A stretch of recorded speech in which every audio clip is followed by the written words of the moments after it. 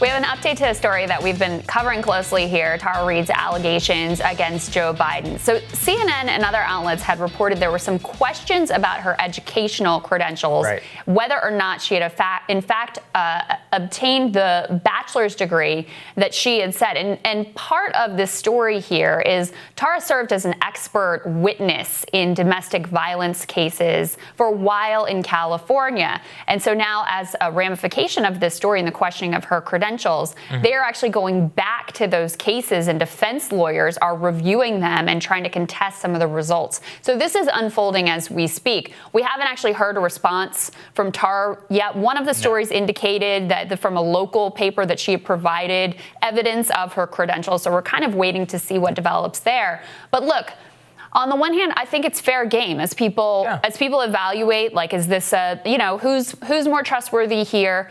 And it is part of why women don't come forward, is obviously every aspect of their life is going to be picked apart. You kind of have to, you have to expect that, number one. And number two, I do think that the public will look at this and use it to weigh whether they believe Tara or whether they believe Joe.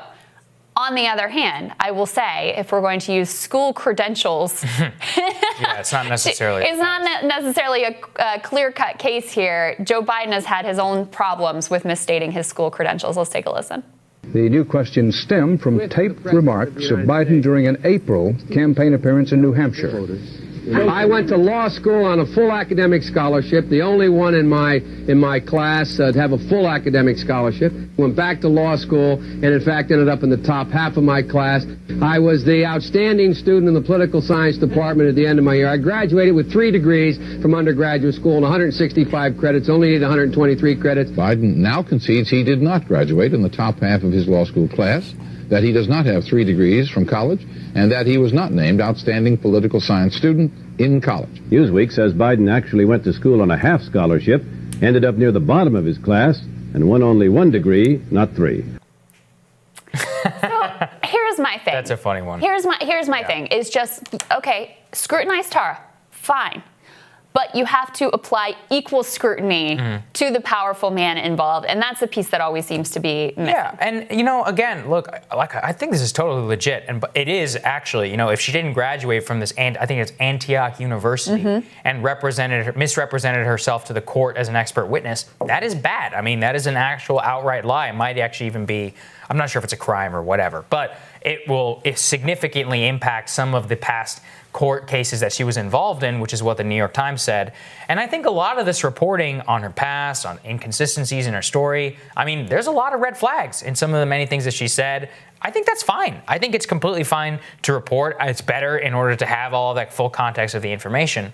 But it's like you said, A, they have to be able to apply the same standard to Biden, but B, and this is what I always return to, they never apply the same standard whenever whenever a woman is accusing a Republican. So like in the case of the Brett Kavanaugh story, there were so many inconsistencies in Christine Blasey Ford's story about that extra door that she had in her house, about whether she liked to fly, polygraph test. And even that the person who she said she was at the party with literally was like, I don't remember that. And I basically said, her own parents don't believe what her own story. So like I said, so many different things, which within the full context, I think it's pretty clear what was going on there.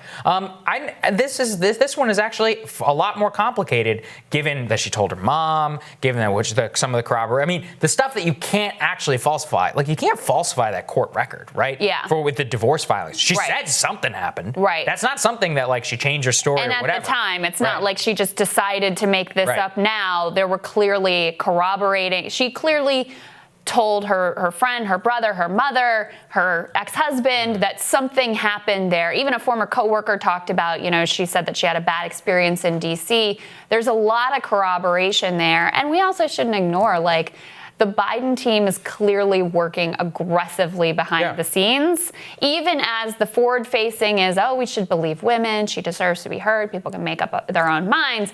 behind the scenes, they are working very, very aggressively to do whatever they can to call her into question. That's one thing I wish they would just be clear about say, that. Yeah, she's a liar, and this is why. I honestly, fine. I think that's a completely legitimate public stance. It's that they just refuse to do so, and they're like putting out these backward leaks. And why? Right. Because they don't want to be seen as hypocritical on the issue. Right. Because they treated other cases in a very different way. That's it. So if it was out front that this was coming from the Biden team, that they're basically dropping Oppo, as we know they are, to all of these reporters in a coordinated fashion with, by the way, the help of some of the shadiest characters on the internet.